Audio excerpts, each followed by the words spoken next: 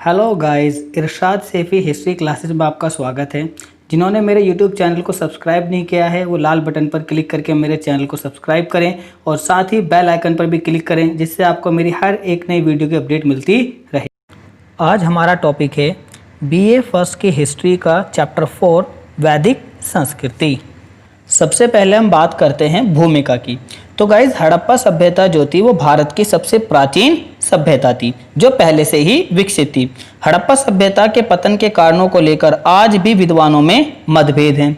कुछ विद्वान मानते हैं कि उन पर आर्यों ने आक्रमण किया, जिसके कारण हड़प्पा मोहनजोदड़ो समाप्त हो गए। हड़प्पा सभ्यता के पतन के बाद भारत में जिस नई सभ्यता का उदय हुआ उसे आर्य सभ्यता कहते हैं। क्योंकि इस सभ्यता का निर्माण आर्यों ने किया था, इसीलिए इसे आर्य सभ्यता कहते हैं। आर्य सभ्यता की जानकारी हमें वेदों से प्राप्त होती है, इसीलिए इसे वैदिक सभ्यता भी कहते हैं।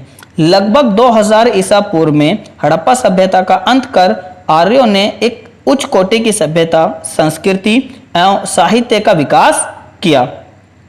आर्यों की जो भाषा थी वो संस्कृत थी और आर्यों द्वारा विकसित सभ्यता ग्रामीण सभ्यता थी। वैदिक सभ्यता में भारतीय जीवन एवं सांस्कृतिक जीवन का सार निहित है।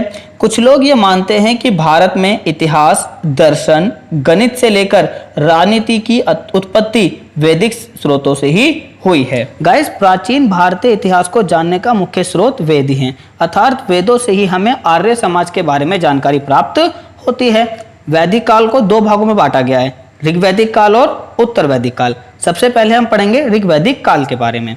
तो ऋग्वैदिक काल उस काल को कहते हैं जिसमें ऋग्वेद के द्वारा आर्यों के बारे में जानकारी प्राप्त होती है।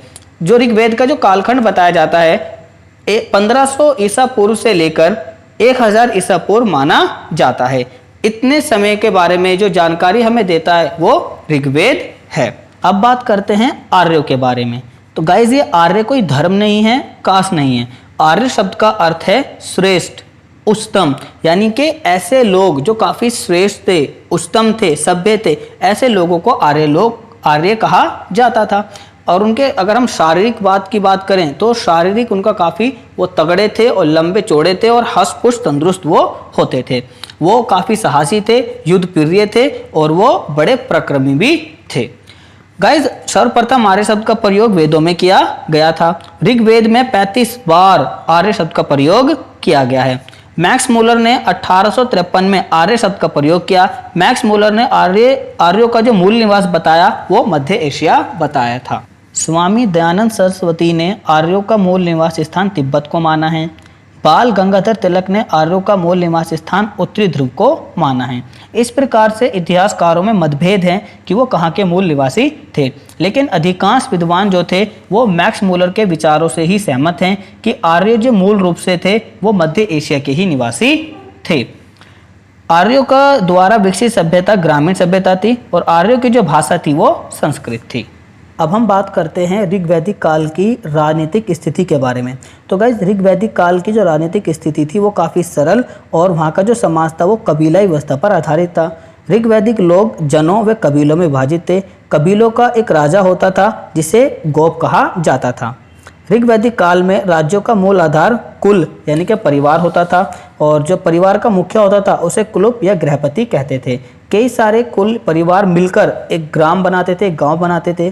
जो ग्राम का मुखिया होता था उसे ग्रामीणी कहते थे और कई सारे गांव मिलकर बनाते थे विश, और विश का जो मुखिया होता था उसे विशपति कहते थे। और कई सारे विश मिलकर बनाते थे जन, जिसका मुखिया जो होता था उसे जनपति कहते थे, यानी कि उसे राजा कहते थे। और कई सारे जन मिलकर बनाते थे राष्ट्र। इस प्रकार से आर्यों की प्रशासनिक इकाई 5 हिस्सों में बटी थी: कुल, ग्राम, विश, जन और राष्ट्र। राजा का निर्वाचन। ऋग्वेद में 24 जनों का उल्लेख आया है। जन का जो मुखिया होता था वो जनपति राजा कहलाता था। ऋग्वेद में राजाओं की वंशावलियों का उल्लेख मिलता है कि जो राजा के वंश होते थे वो राजा बनते थे, लेकिन इसके साथ साथ वहाँ पर राजाओं का निर्वाचन भी होता था। सभा और समिति। गाइस, सभा और समिति राजा को सलाह देने वाली संस्थाएं थीं। सभा जो होती थी वो श्रेष्ठ एवं सम्राट लोगों की संस्था थी, जबकि समिति जो होती थी वो सामान्य जनता का प्रतिनिधित्व करती थी। इसके अलावा विदित आर्यों की प्राचीन संस्था थी। इन सभा और समिति में स्त्रियां भी भाग ले सकती थी। गुप्तचर। गाइस, गुप्तचर को स्पर्श कहा जाता था। गुप्तचर जो होते थे वो सब पर नज़र रखते थे और सारी जानकारी राजा तक पहुंचाया करते थे।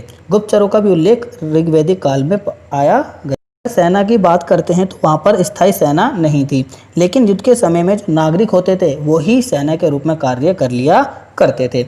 इसके अलावा बलि एक प्रकार का कर था जो प्रजा द्वारा अपनी इच्छा से राजा को दिया जाता था। इसके बदले राजा उनकी सुरक्षा की जिम्मेदारी लेता था, राजा को कर लेने का अधिकार नहीं था। गाइस, इस वीडियो में हमने वैदिक सभ्यता के से जुड़े हुए कुछ महत्वपूर्ण तथ्यों के बारे में पढ़ा, वैदिक काल के बारे में पढ़ा, वैदिक काल के ऋग्वैदिक काल के बारे में पढ़ा, आर्यों के बारे में पढ़ा और ऋग्वैदिक काल की राजनीतिक स्थिति के बारे में पढ़ा। नेक्स्ट वीडियो में हम ऋग्वैदिक काल की सामाजिक, आर्थिक और धार्मिक स्थिति का वर्णन करेंगे। वीडियो कैसी लगी आप मुझे कमेंट करें और कोई भी डाउट हो तो आप मुझे बताएं, लाइक करें एंड शेयर करें। Thank you.